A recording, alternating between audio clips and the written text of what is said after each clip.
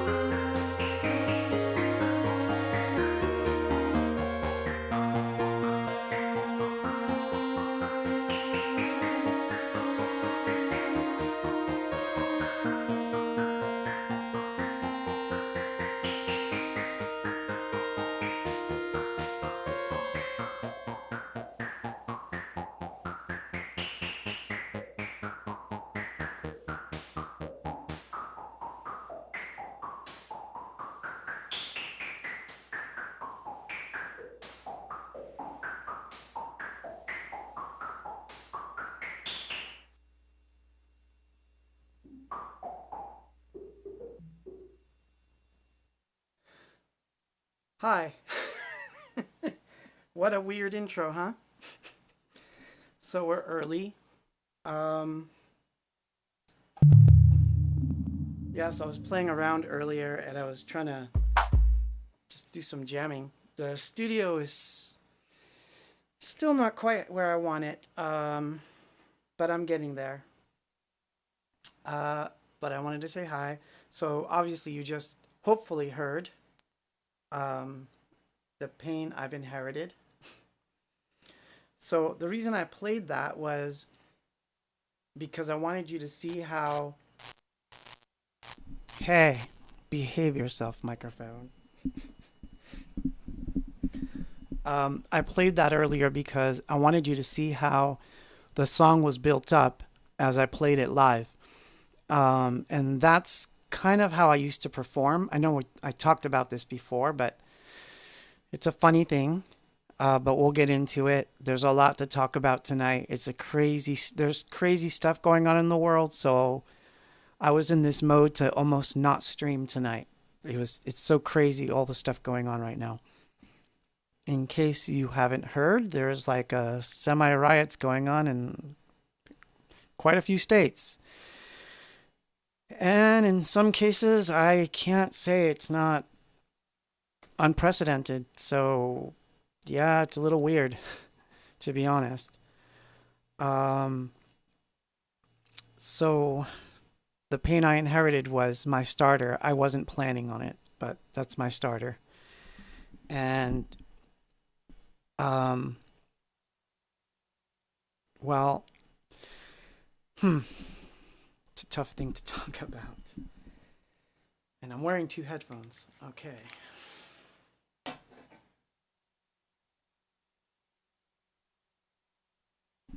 So I want you to pay attention to the real one, which I'm going to play right now. But I want to say this first.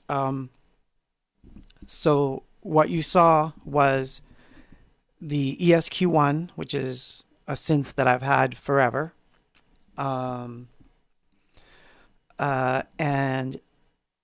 in those old days, the way that I would record things was by muting and unmuting each part and remembering the sequence of my mutes. There was no way to record the entire song, or better stated, there probably was, but I didn't get that far. So I did everything with mutes. So it would be like muscle memory. Remember to turn this off, remember to turn this on, remember to put that at, X volume, remember to put that at some other volume. And that is how the song was actually recorded. So the version that I'm going to play you, which is from the album 19, is um, um, a, a, a record that was recorded pretty much live, meaning every single mute, everything was on the fly, and I had to sing and I had to play. So this was a tough thing to do. And I'm going to talk about that a little bit tonight to bring you back to what it was like to record in the early days and how it's evolved. So here's the pain I inherited, or the pain we inherited in this case.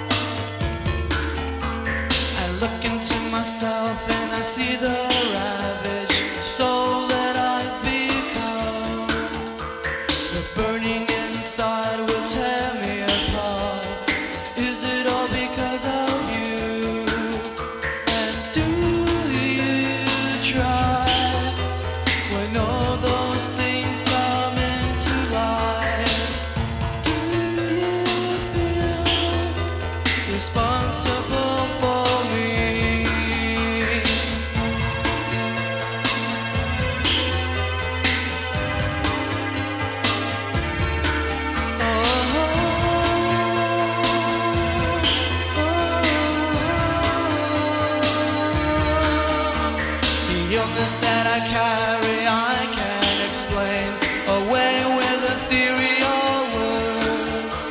The movements in my heart, fluctuations in my mind, that is all I know.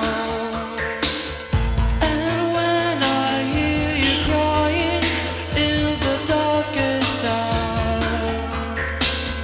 do you feel responsible for me?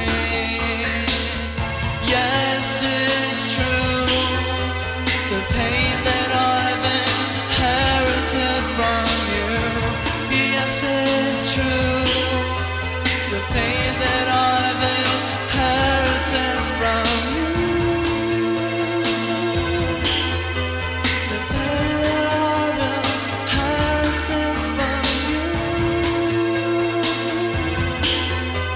The pain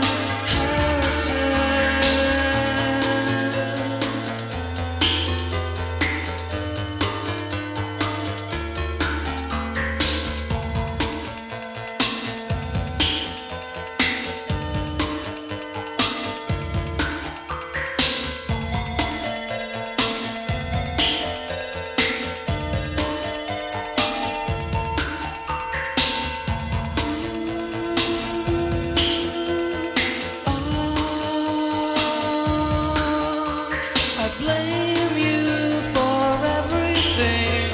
I guess that is not fair. I blame you for loving me, but I still don't seem to care. I blame you for leaving me when you could not bear. I blame you for hating me, something I don't dare. Yes, it's true. The pain that I've inherited from you. Yes, it's true. The pain that I've inherited from you. Oh, the pain that I've inherited from you. Oh, the pain that I've inherited from you. The pain that I've inherited from you. Oh, the pain that I've inherited from you. Oh, the pain that I've inherited from you.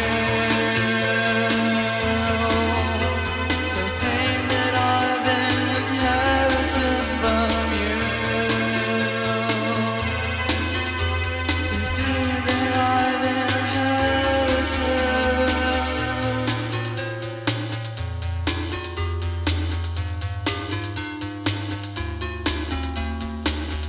Yes, it's true. The pain that I've inherited from you. Yes, it's true. The pain that I've inherited from you. Yeah, the pain that we've inherited. I feel odd. And I laugh when I feel odd because it's a coping mechanism. But I do feel odd. I don't know how to process everything that's happening all at once sometimes. And I feel that with the pandemic thing happening, and then this other horrible event, and not one, but there's been what, three in the last couple weeks? Um, that I feel like everything's being taken to the dark ages, and it's been on my mind a lot today. Been trying to keep myself away from it, but at the same time, I feel a connection to this. It's horrible to watch injustice, you know. So, but we're here. We're hopefully all safe. And obviously, I'm not trying to start a soapbox with this. I was my main goal here is to try to help you cope with all this stuff in whatever ways we can. And if playing a little music and all that makes it happen, good. So, hi. Quick shout outs here. Let's see. Let's see. Jim, thank you for tuning in. Jim from Soul of Synth Pop is here. And if you haven't heard his show on Sundays, it's fantastic. Look it up. I usually have links to it on my Twitter, or if someone's nice, they can post a link on the chats. That would be awesome. Um, Funny story about uh, the last one, which was Sunday. I know some of you tuned into it. I was there. And I guess there's a tribute CD that's being worked on. And it's a little embarrassing for me to talk about it, so I'm not going to, at least why. But I told you, I feel odd. But it was really nice hearing all these different bands play or do covers of anything Bach songs and do such an amazing job that I want to state for the record that I was very honored. And by the end of it, I was practically in tears. I was like, this is just so unreal, such an honor. So happy that you're here, Jim. And like I said, you guys got to hear Soul of Synth Pop. It's on Sundays. Post that link, Jim. Don't be shy. I'll make sure it gets out to everyone. Um, so yeah, the pain that I inherited. So to give you a rundown of the 19 album, it was a sort of weird experiment. And aside from one song that's on that album that doesn't come from that time period, all the songs in that on that album were recorded in one day. Um, and it was probably around 86 or so. I always forget because it's so long ago. So it was either 86 or 87. It could have even been 88, judging from the sounds and the textures and all that. But it was a long time ago. I recorded it all in one day, and then I put the tape away. I did not purposely go after any of those songs for the Peace album, the Worth album, the Hope album. None of those albums. I went back to that library. I kind of kept that tape under wraps. And then, yeah, some 20 some odd years later, I decided to unearth it. And so that's how that album came about. And, I was very interested to release it as it was. Um, so it's one of those funny things, right? Give me 1 second. I'm going to grab that post. I think I can do this. Let's see if this works. That's the Soul of Synth Pop link. So I hope you guys listen in on Sunday. I'll try to make it in again, Jim. It would be my pleasure to be sitting there chatting with everyone. It's a really nice show. The reason I like it so much is because all the bands that he plays are there, and we all talk to each other and we ask each other odd questions about the gear, and we nerd out. So on that level, it's fantastic. So, and Jim talks about tacos. I don't talk about tacos much, but Jim does. Um,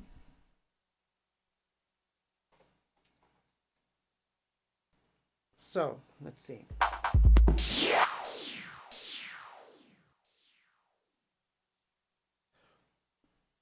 What do I do now? God, this is gonna be like the worst. It was supposed to be the best Quarant stream. It's gonna be like the worst. But it was a busy week. Got a lot of weird stuff done. Um, the studio is still not right. I've got some issues going on back here that I gotta fix. That hopefully in the next couple weeks I'll take care of it. It's going to take a while because I've had to order weird parts and things. But everything seems to be behaving tonight, which is fantastic. Um, so, who doesn't like tacos? I don't know. Hi, Emilio. Hi, Mike. Steve. Lalo. God, you guys are so awesome. Charles is asking me what kind of trigger pad is that? This is a machine. And sometimes I use it as what it is, and sometimes I don't. If I decide to use it as what it is, it's actually quite easy. I do something like this, and nothing happens.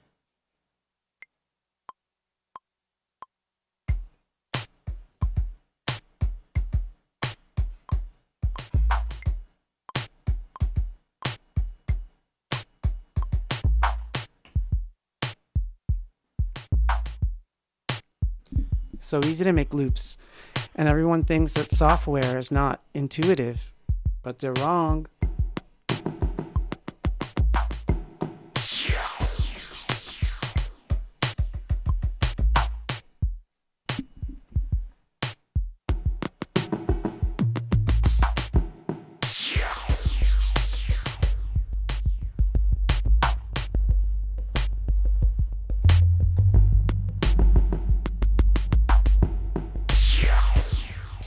But that's not what I came here to do tonight. But to give you an idea of why I've been trying to rewire this place, is I've kind of I have this side of the room sort of wired the way I want. So as you saw, I could just really go to something and start recording without really looking at the screen too much, which is behind me. Not that I mind. And kind of the same thing here.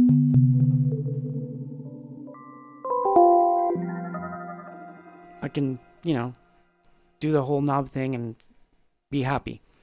But where I'm having trouble is that when I do look at the screen, I'm sitting in a certain position that forces my back to bend like this, and that's not good. So I'm trying to maintain my posture. And about 2 or 3 hours in here, or after the quarantine streams, my back starts to hurt because I'm like all twisted up because it's such a small room. So I'm going to make it a standing studio so that everything is up higher, and then hopefully that part will get better. But anyway, we didn't come here to talk about this stuff. I've got some cool stuff to play. So, yeah, I'm going to put everything that I've been playing, and I'm going to break it up into little curated bits so that I'm toying with the idea of calling them exhibition 1, 2, 3, 4, whatever they are, and then just curating the songs. The funny thing, so let me talk about best of stuff and things of that nature, or demo material and all that. Whenever I see a band do it, it's usually something like this. There's a box set, and it's like a mishmash of so many different things, B-sides, demos, and weird outtakes, that as a listening experience, when you go to, listen to the thing from beginning to end, it, at least for me, it leaves me wanting, like, it's little pockets of goodness, and then I don't know why they stuck that in here. It doesn't seem to fit with this, So I've always been that type to want to curate it in a way that it feels good to listen to it, so that from beginning to end, you kind of get a gist of the time period or what I was trying to say. So like a mini album based of all the demos. Does that make any sense? Am I making sense? So that kind of thing. So don't expect every single demo to be on one place or every single remix to be in one place. Although some of that will happen, but I'm going to curate them into small little bits. And I think by next week you'll start seeing them. So keep an eye out on the Bandcamp. Keep an eye out on the Bandcamp page. Gosh, I need water or wine or something. So I'm going to play one of the remixes that I was working on that um, this is like a not a remaster, more of a restoration because of the way it was recorded. There was no way to get the stems. I'm going to talk about that because it has to do with Hope. So this is a remix that some of you might know, but pay attention to how it sounds because it's very different. So you see. So it wants to do its own remix. Okay. You no go. You no play. Thank you. So you see, my love, don't you suffer, don't you worry anymore.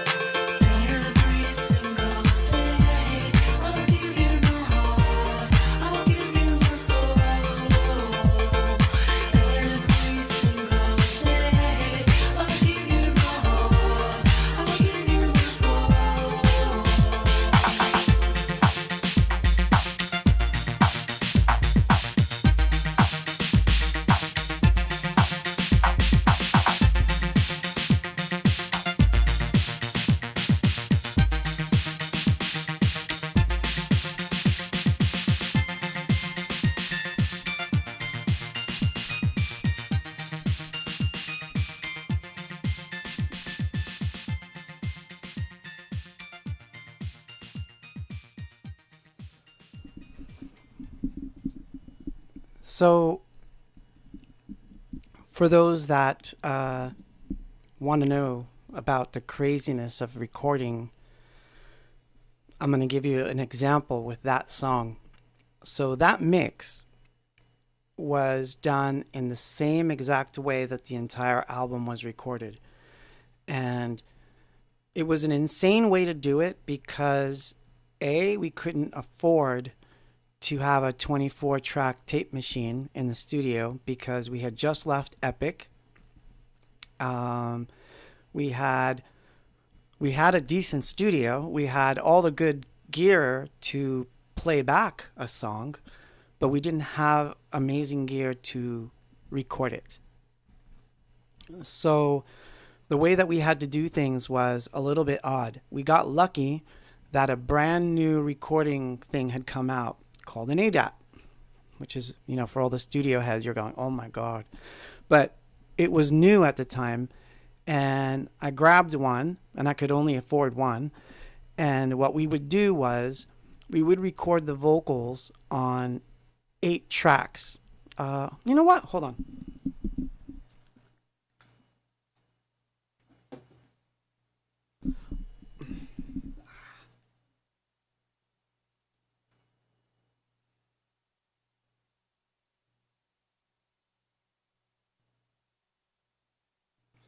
I'm going to play a weird B-side. I'm going to look for something, and then we'll come back to that story. So this is completely off kilter, but at one point, I decided I wanted to go back to doing things direct, right? So the song I'm going to play, and then I'm going to come back and explain the hope thing. The song I'm going to play was one of those days that I had just gotten a new piece of gear, which was this really weird effects processor made by Sony, of all people. And I decided that I wanted to record with it. So the studio at the time was not really soundproofed. So there was kids playing outside and all sorts of shenanigans were going on. And I recorded this song on the fly with that effects processor, and I was doing all these funny tweaks and everything while I was singing. So it's not the best demo in the world, but it's interesting to note that recording can be a slice of time. It doesn't have to be something you wrote and then decided you're going to work on it, and then you got to produce it, and then you got to lay it down, and then you got to correct it. There's steps to all those things, and there's merit to them. But I was always into, I want to record the moment, and whatever happens, happens. Maybe I'll never record the song again. Maybe I will. In this case, I didn't.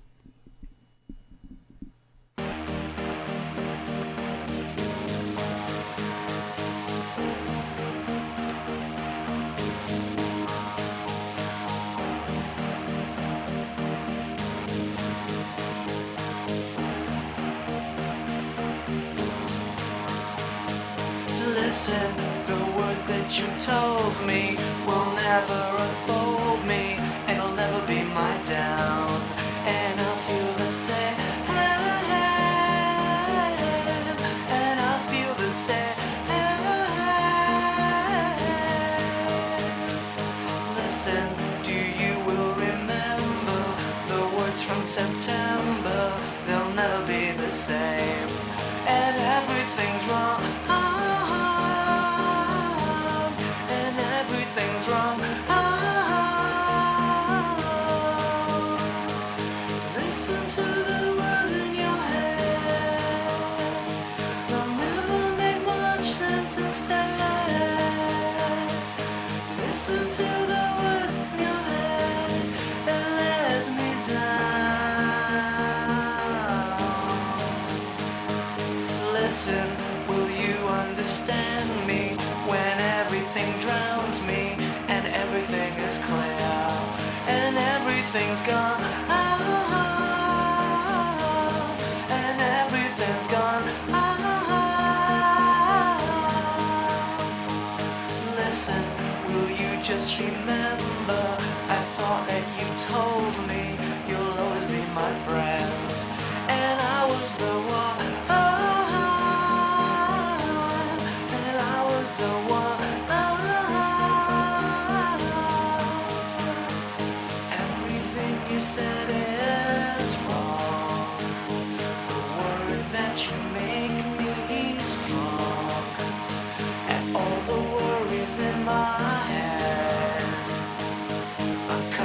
back to me instead. The worries inside my head, the worries beneath my brains, and all of the fools that I've said to you are in line. And listen, will you just remember the words that you told me will never bring me down, and it'll be alright, and it'll be alright. Listen to the words in my head, listen to the words that you said, listen to the words in my head. You're looking slow, I'm looking down, and made of stone. I'm made of stone. I'm made of stone.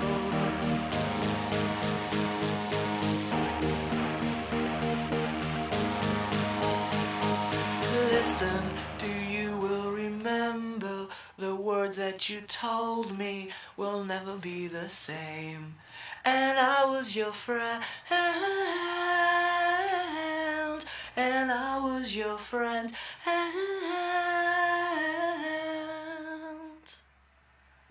Whoa, I made it back right in time. Yes, in case you were wondering, that was my baby picture. Okay. So I found what I was looking for.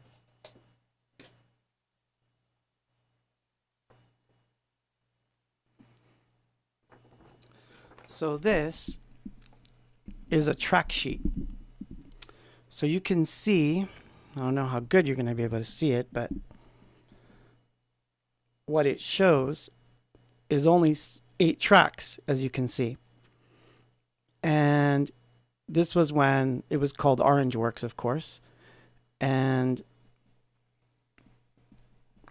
to give you an idea, it just so happens I have every single day here.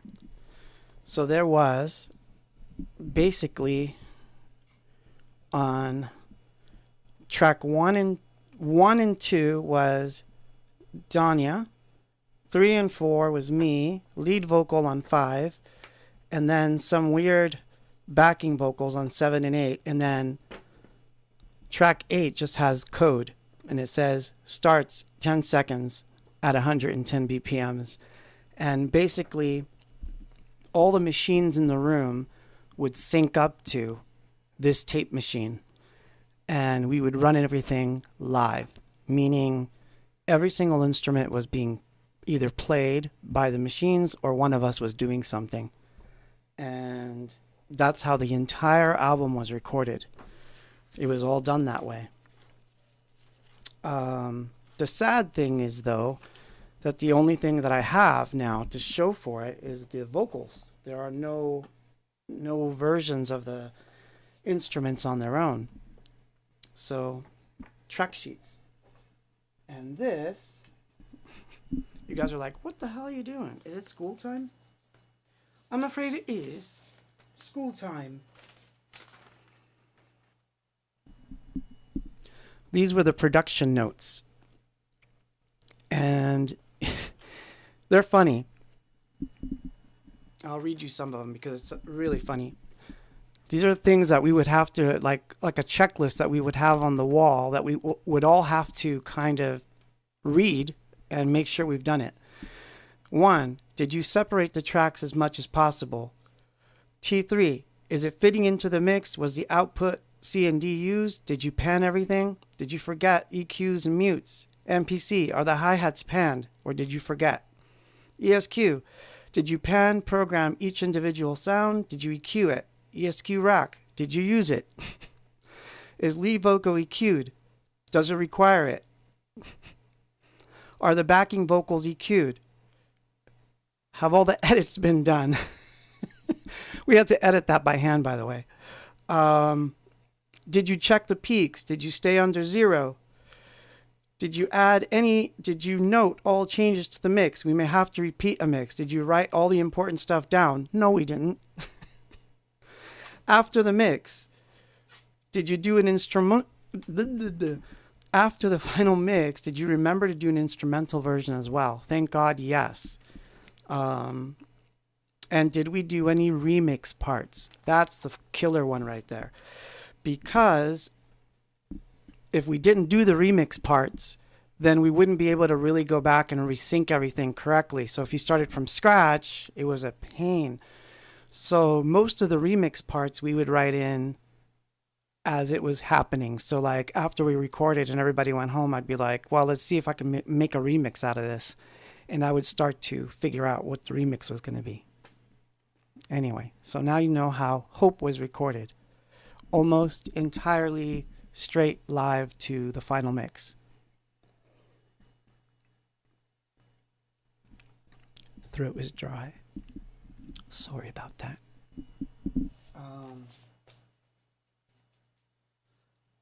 Which, now you fast forward to the future. What can you do with it? What can you do with a mix like that where you don't have all the parts and you can't spread it out? Well, you improvise. So the remix I'm going to play you has never been heard. This is a remix of Answer Me. And the way that it was done was to take the version that's finished and then the version that's finished without vocals and somehow extrapolate instruments from each to try to make a mix happen. Really hard, but I've kind of figured out a way to do it now. I'm used to it. So it's like a Razor-made mix because that's what they used to do. Cut, chop, add. So for lack of a better word, this is a remix version of Answer Me. Maybe. Maybe it is. Maybe I'll wait. No, I'm kidding. I'll play it.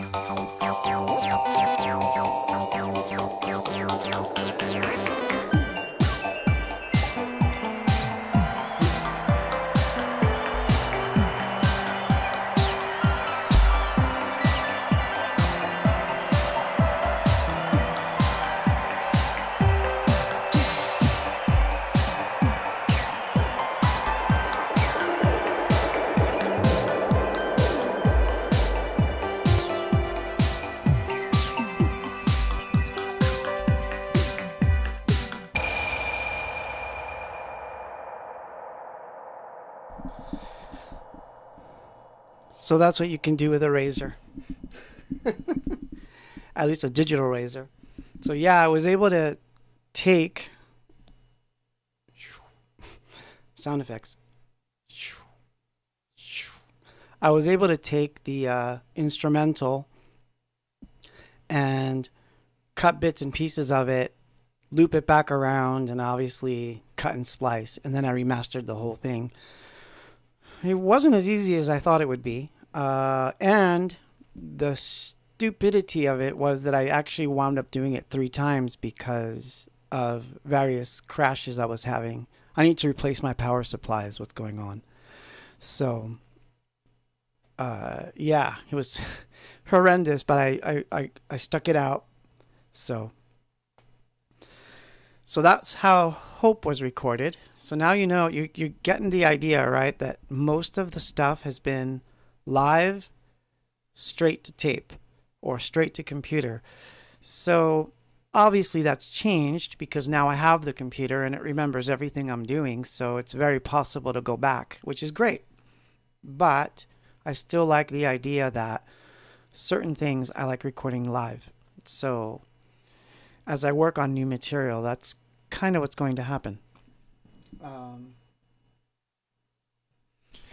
So I don't know how to. That wasn't supposed to be the next one I was going to play, so it's all messed up now. The whole thing's messed up. It's all messed up. So there's a. So yeah, so on the very first, so this is a weird story. Hold on.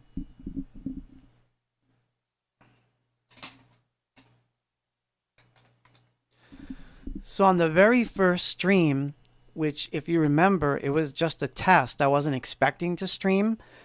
I played something off of this tape.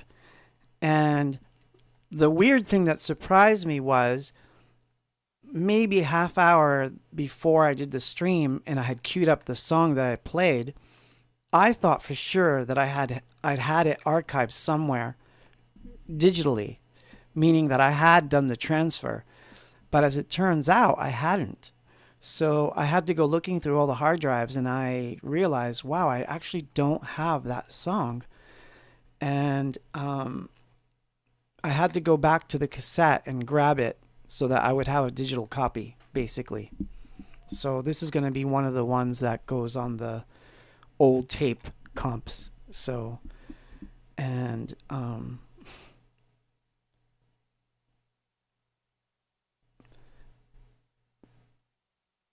no, I did not sample anyone else. um, Someone asked if I sampled TransX. No, I know TransX and he's fantastic, but no, I don't tend to sample other people's stuff in this sense to get a musical sound. No, no, not me. But yeah, so this one, strange song, but deserves that play. So I'm gonna play that song again. It's been, you know, cleaned up a little bit, so it sounds a little better than it sounded the first night that I played it. But so this is called The Restless Girl.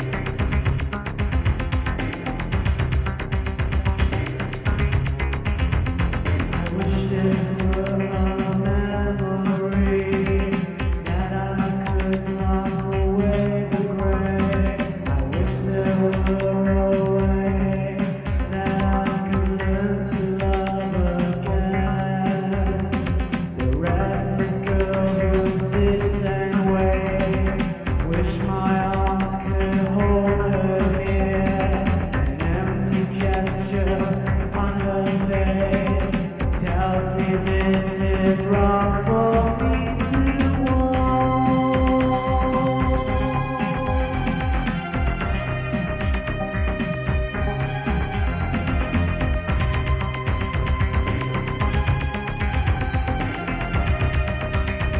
Wrong for me to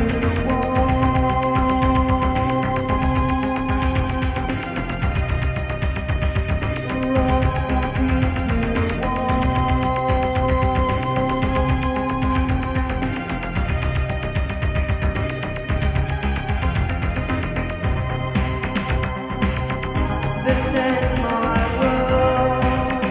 Take pride in what you see. This is my world.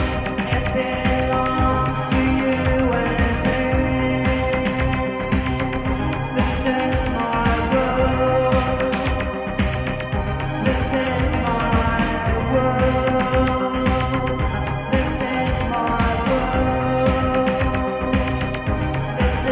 world. This is my world.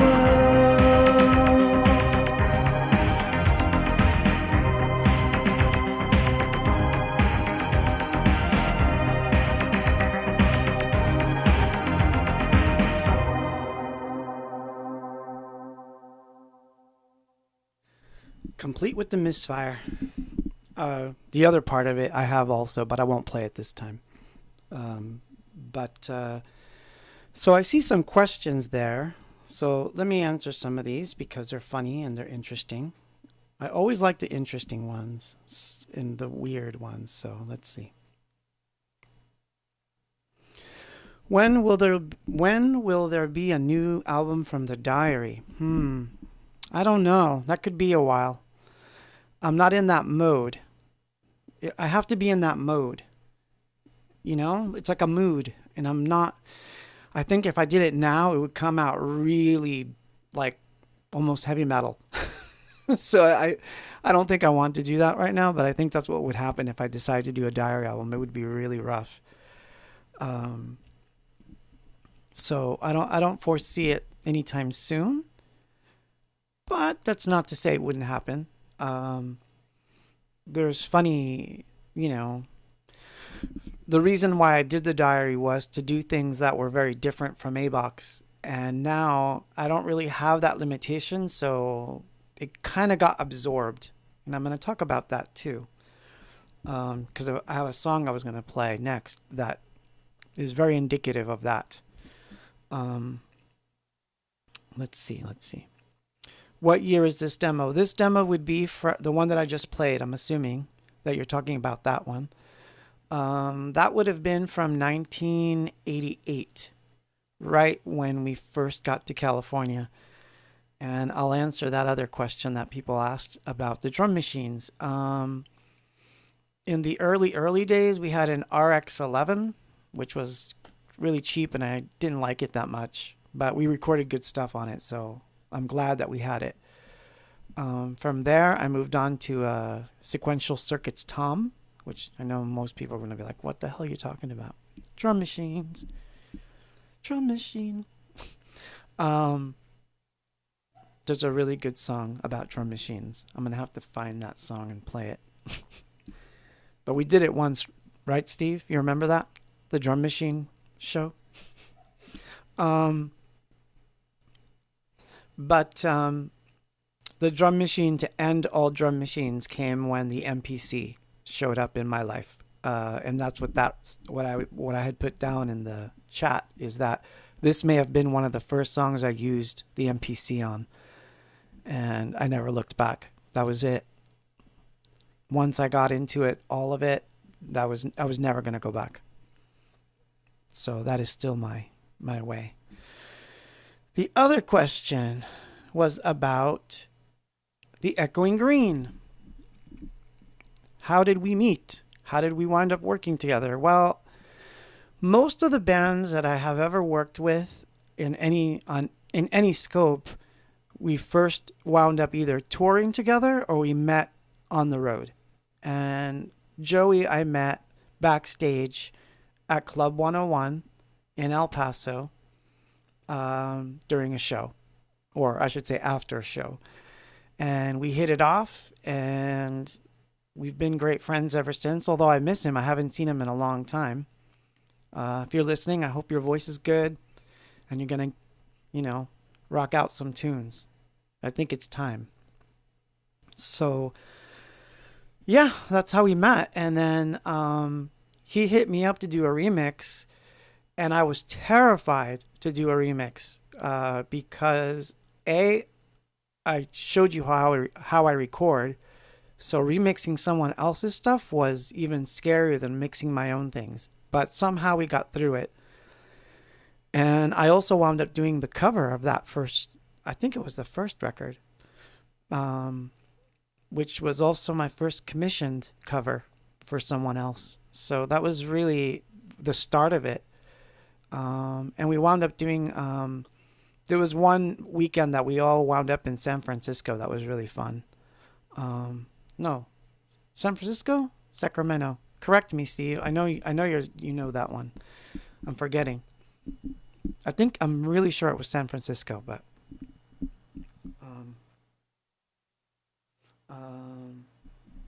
yes, the Yamaha RX-11. And yes, the band that does the drum machine song is Too Much Joy. Favorite song by that band. Go check that out.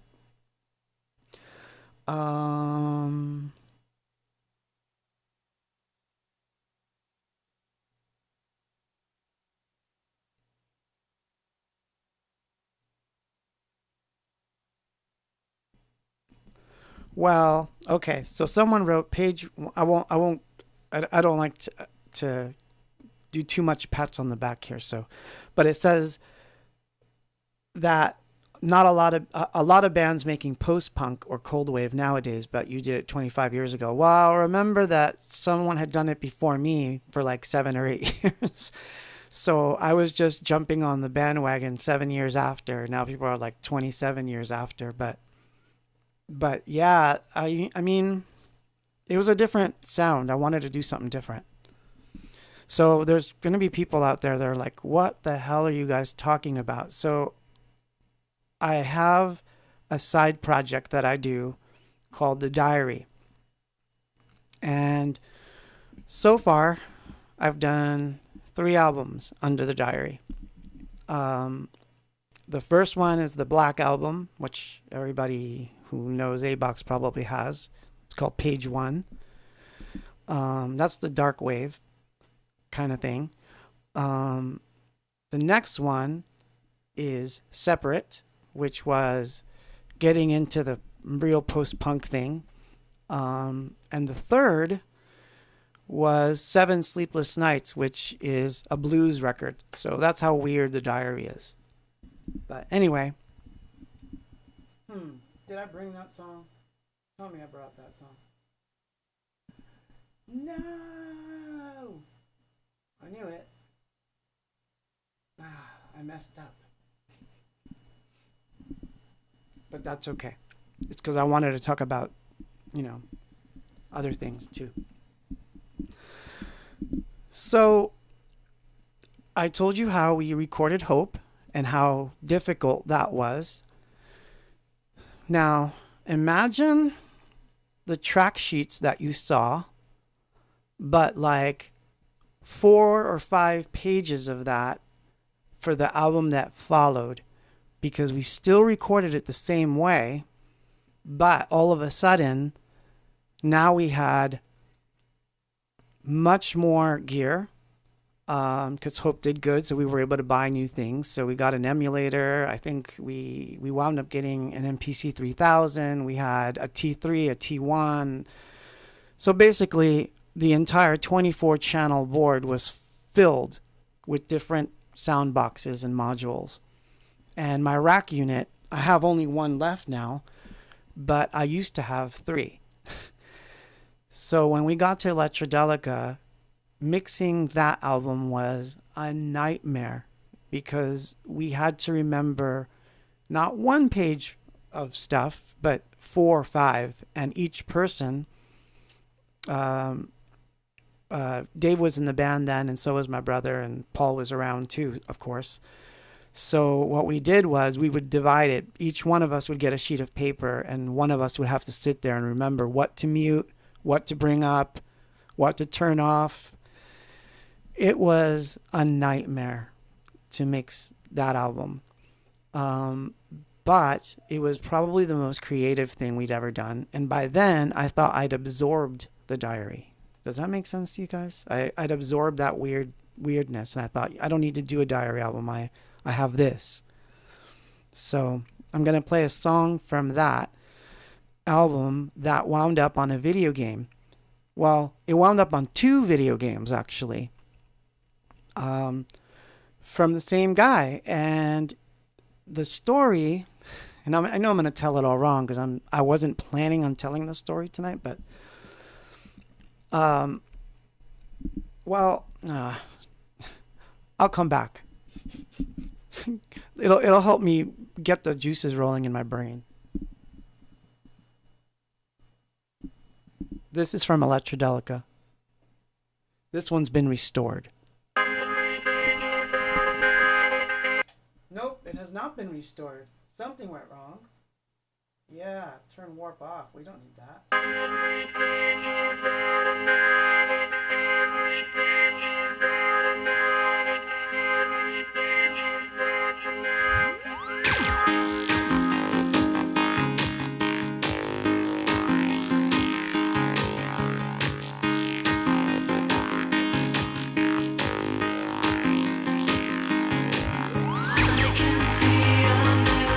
Faces plastered on the screen. I'll never know, and yet I may use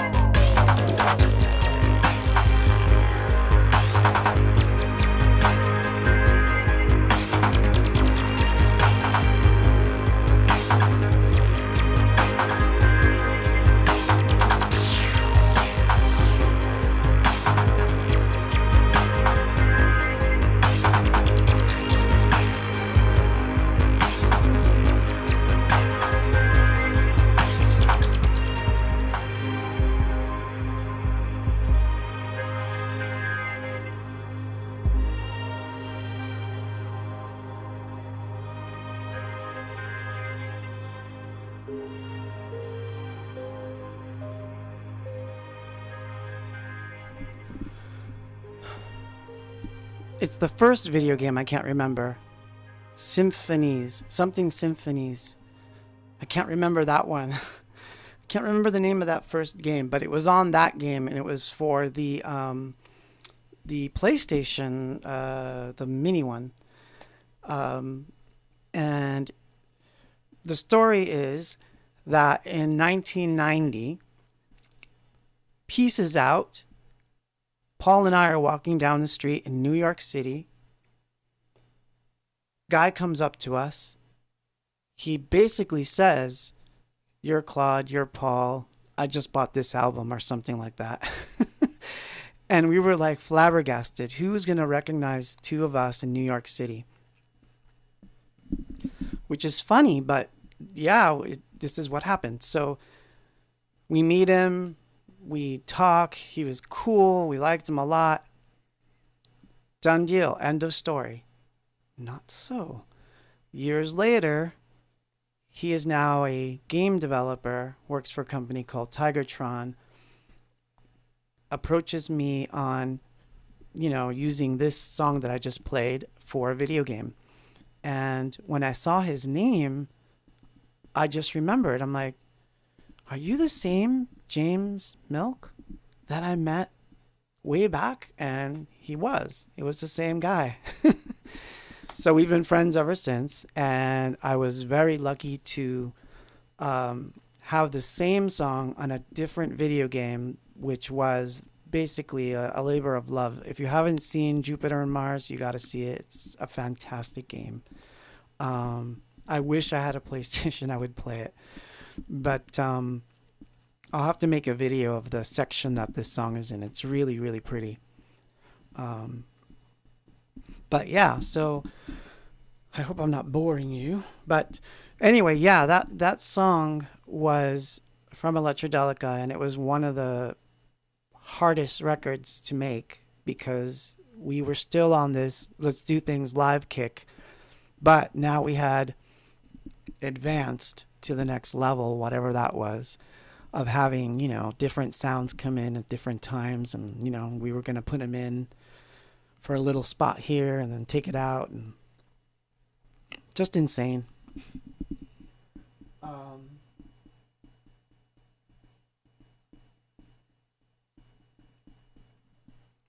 So that carried over.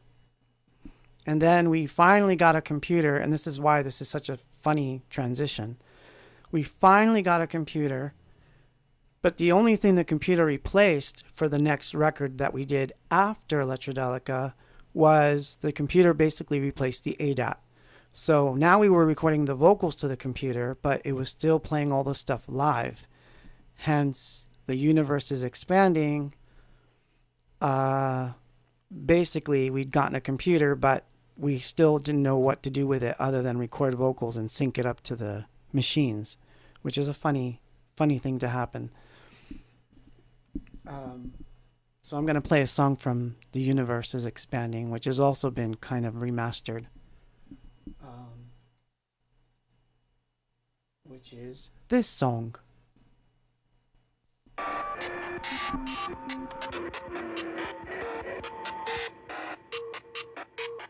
Welcome to the end.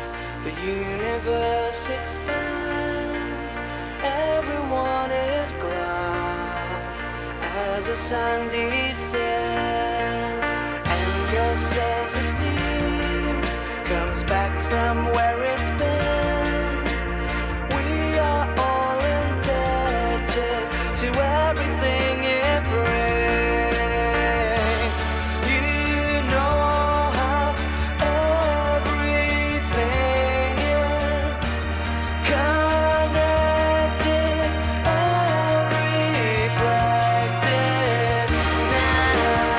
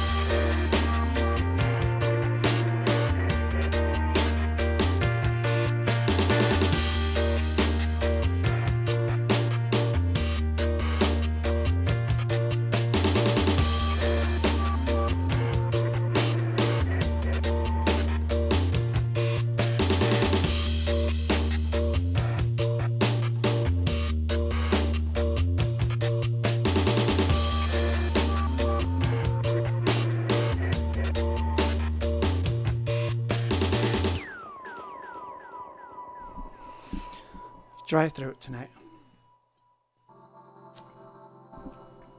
Ooh, I left that bit in. So, someone asked, what's the process of deciding what is the first track on an album? And you had played Automatons and Welcome to the End back to back, which lead off the two albums. That's right, they do. And that was not on purpose. But they happen to be two of my favorites, which is why I played them. Or I should say why I took the trouble to remaster them. I don't know. Did I talk about that at all? Oh, I remastered like 24 different songs the other day. I spent 2 days on it. A lot of those demos that were played on the other Quarant streams and things like that, I'm trying to get them ready to, again, curate little releases. But to answer your questions, it's an interesting thing. I hate when I harp on peace because then everybody thinks I just hate the album, and I don't. But if you think about how records were done by the major labels versus how we did them, which is very different. Oh God, Claude on his soapbox again. No, I'm kidding. Well, it's like this. Peace, to give you an example, record company just picked what was going to be first, second, third, fourth, fifth. I think we had one choice where we were like, no, we don't want Carmen in the middle. Let's put it towards the end, please. We had to beg for it. Now, don't get me wrong. Obviously, we're all used to the album now, so we'll say that I can agree with most people that the way it flows is fine. But I wonder sometimes how it would have been if the order was different. Because I don't think I would have led the entire album off with Living in Oblivion. I don't think that would have been my first choice. But they did it because it was the first single. So I don't know if I'm answering your question at all, but by the time we got to Worth, and we worked with Gareth on that, one of the things that we really, really liked about him was, I believe we had dinner one night and he was talking about the sequencing of the album. And this is before we recorded anything. And one of the things that stuck out was he would say, I think we should lead off with World Without Love and end with, the All You Need Is Love thing. And we'll work our way towards something. You want to tell a story, or you want to have the person go on a little journey with you. That's the idea. So when you sequence an album the right way, you definitely get that gist, that there's something that starts it off. It's going to take you on a journey. So when I think about an album, I'm always thinking, how is the journey going to begin? Is it going to start with a punch in the face, or is it going to start really slowly and build, take you on a little high and then come back down? Is it going to be just haphazard, crazy? So based on that journey is how I decide. So I hope that answers your question. I don't know. Sounds like I just did a lot of poo talk there. Let's see.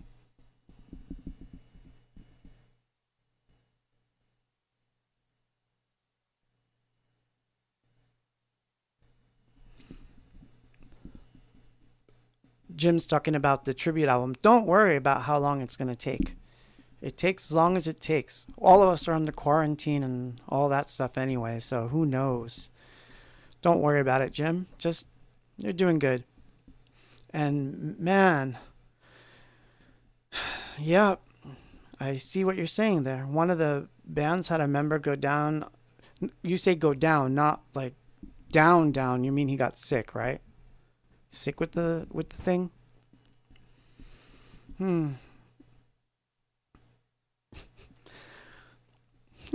Robert, you're funny. Give Houston some love, eh? How could I not? I have stuff about Houston. It's coming. It's like, might not be tonight exactly, but I have my feelers in a quarantine stream. Texas Texas is so big it would have to take two quarantine streams. So yeah, there's a lot of stories to tell about that. Hmm. But I have to tell you about this particular song. So thank you. Someone wants to send me a PlayStation. That's great. You have Sony connections? We'll have to talk. Um, um, so someone asked me a question. Let's see. I like the tech questions particularly. I see a Korg MS-20 Mini and a Korg Volca modular in the back. Yep, behind me. Are there particular parts in your music baseline where you prefer to reach for analog synth instead of a digital synth? My answer is not going to sound good. The answer is no. It doesn't matter to me what the sound is or where it comes from. 99.9% of the time, I make the sound in my computer, and those are the sounds that I favor. Um, uh, I'll give you a minute. Hold on.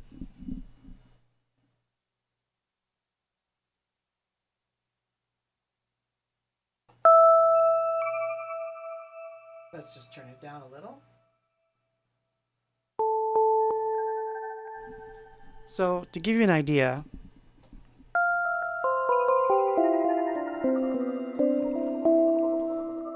a sound like that I cannot make on. Yeah, okay. All right. It's cheating now because everyone's going to say it's cheating, but it's not. Yes, I could make a sound like this on an analog synth. I could. But what I have going on here is an effect chain. And in the old days, when I used to have, quote, analog gear, the sound of the synth by itself was meh. It was all right, but it was just a sound.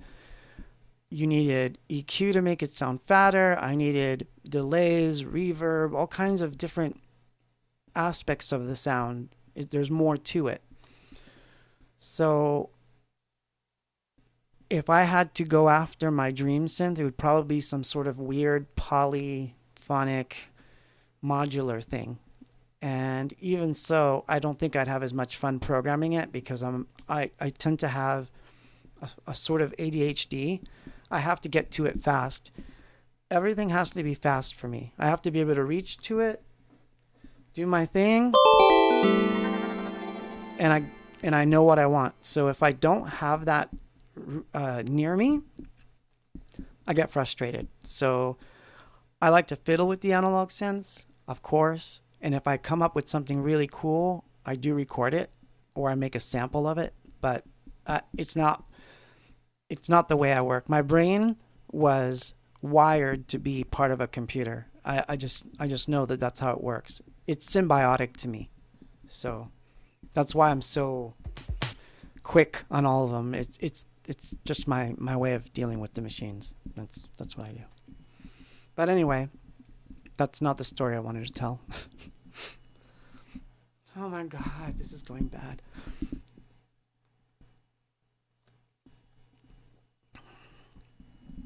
No, the story I wanted to tell you guys about tonight was the time that we almost broke up over a gig. Because the next song is really telling. It's also one of the things that I'm remastering because I really feel it needs to come out. It was so good. But I'll explain what happened. So I had a friend who got us a gig at this place in downtown Los Angeles. And the place was really unique to its time. I want to say it was. I'll have to verify the date, but I want to say it's about 2002. Internet is it's happening, but it's still on the slow side. You're still not seeing a lot of broadband stuff. So what was unique about this place was you would play and everyone would sit around the band and basically on the floor. And you would do an acoustic set, and then people from all over the world would email you, and you would be able to see their emails on a screen as the band was playing, and you could answer questions. Sort of like what I'm doing now, but before there was such a thing as streaming. So we got this gig, but the caveat was it was really for folk bands. It was supposed to be only for bands that were, acoustic. And obviously, ABOX wasn't going to be able to just get away with it in that sense.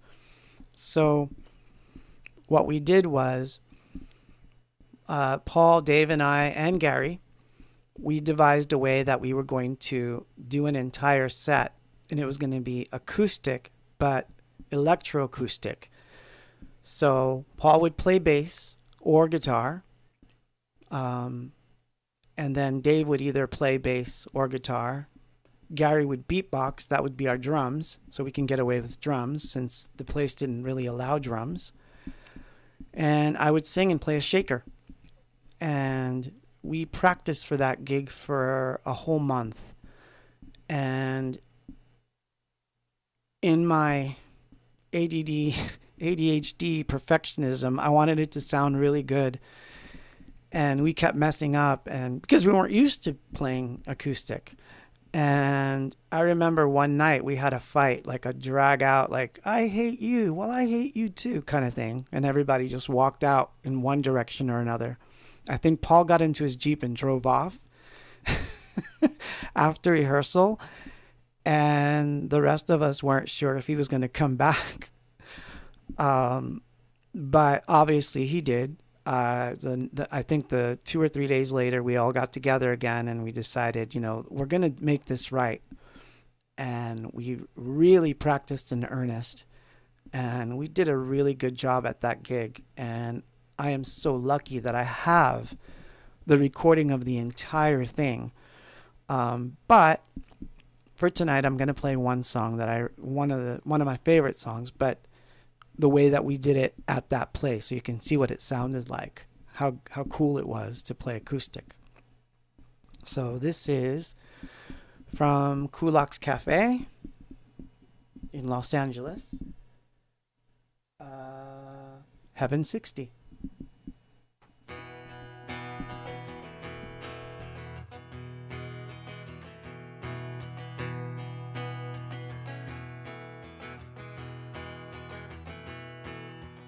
I stumbled on a hillside begging for the answer to a dream where I felt myself to stone. And in the dream there was a girl, she shook my hand and waved hello. I folded as I crumbled. I don't know why all the rain must always fall onto me.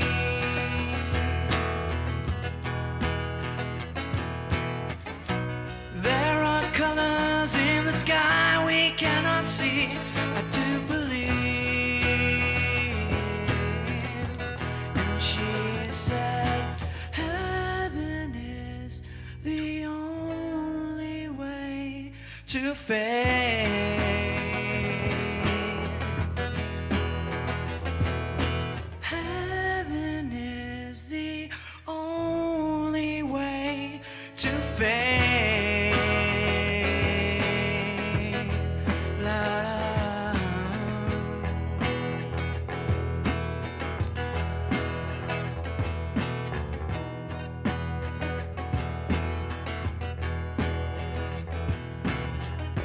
So I told myself I'd have to find my way across alone.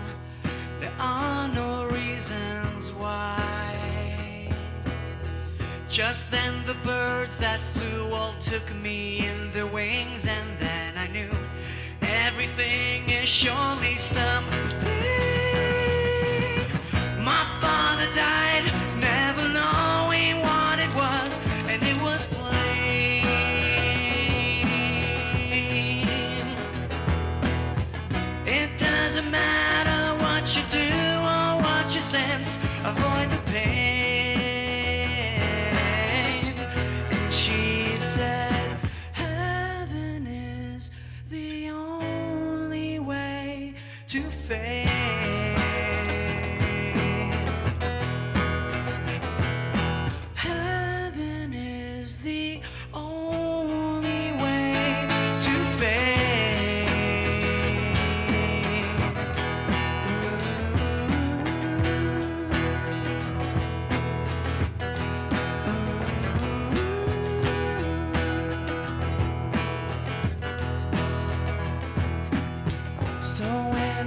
close my eyes, I know I'll find my way back crossing home.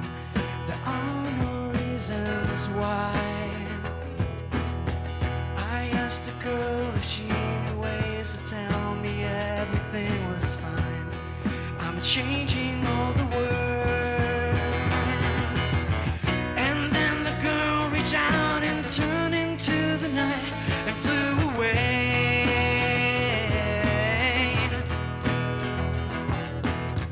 I asked her if she had any old regrets that made her stay.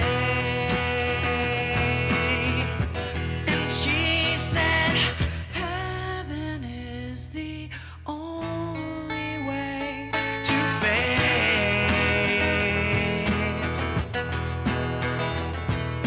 Heaven is the only way to fade. And she said, heaven is the only way. Heaven is the only way. Heaven is the only way to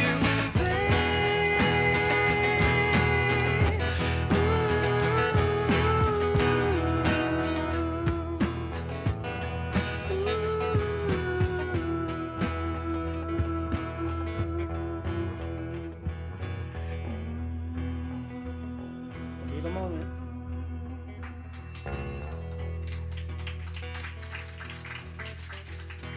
Thank you for being here tonight. We're gonna leave this-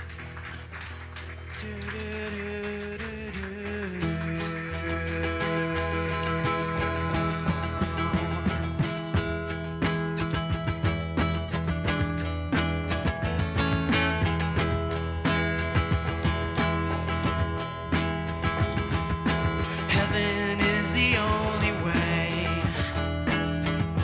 to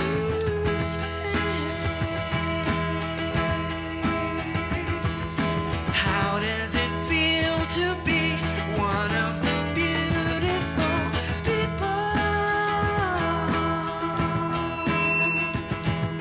How does it feel to be one of the beautiful people?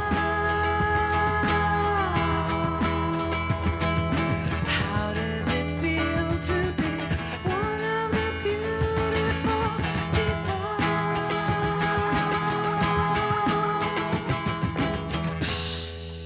Thank you very much. Good night. Thank you. So yeah, that was the gig that we almost broke up over. But it's really good. I have to find all the songs. I found all the songs. I am now mastering them as well, and they'll probably be out too. So I'm trying to get it on a schedule here. But yeah, I've had a lot of trouble with the computer, so I'm trying to like fix some things so it'll be rock solid, and it will be. Many people don't know, but I built my own sucker down there. I built that MF, and it's actually really good. I just have to beef it up a little bit. So I'm gonna make it real strong, and then I'll work on that too.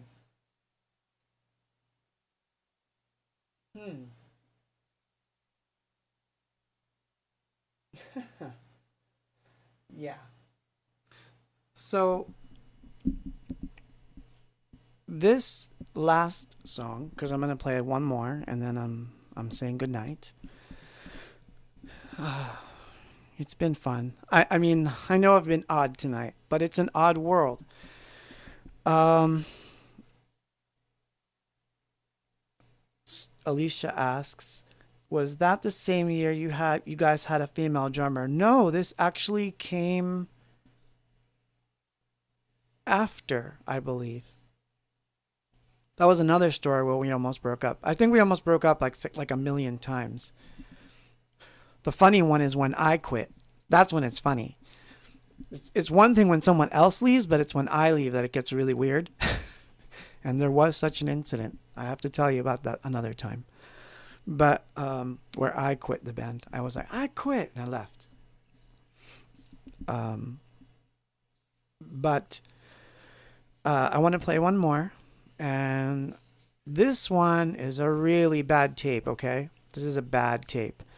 But I like this song a lot. I recorded this, and this is where the Houston thing comes in. This is like a little plug for Robert here. So, the story behind this particular song is that I had driven back from the first really successful Houston show after we were signed. Peace was out, all that stuff. It was fun. And I drove back from Houston to California. And it was one of the coolest adventures I've ever had. And I shared that ride with two of Danya's schoolmates who I didn't know at all. So 3 strangers in a car. And what was really cool about that entire trip was Living in Oblivion had just broke on the radio. So as we're driving across Texas and all the neighboring states to get back home, I was hearing myself on the radio every hour on the hour. And it was such an emotional thing because I'd be screaming like, oh my God, they're playing it again. And then, they were into it too. So it became like a game. So we would switch radio stations and hear it again. And it's like a surreal feeling when you have a song on the radio that you're suddenly hearing it, not just on the radio, not any radio, but every station that you could turn to. It's there, it's like the coolest feeling in the world. And I really feel sad sometimes for the people that are, coming up now, because I feel like that aspect of it, that magic isn't the same. And it's not the same experience, like you say, okay, I put it on Instagram and, 1,000 people liked it, but it's not the same thing like when you're driving across the country and you're seeing it on a radio just appear randomly. So I really am so grateful that I got to live through that. So anyway, so I came home, and then I wrote this song in the middle of the night. I actually wrote 2 songs in the middle of the night, but this particular one I wrote in the middle of the night, and I recorded it that night, and I've not done any other version of it other than the version that exists. So this is a slice of time. So maybe the words have something to do with it, maybe they don't. But it's called You and I. And with that, I will say goodnight. If I can play it.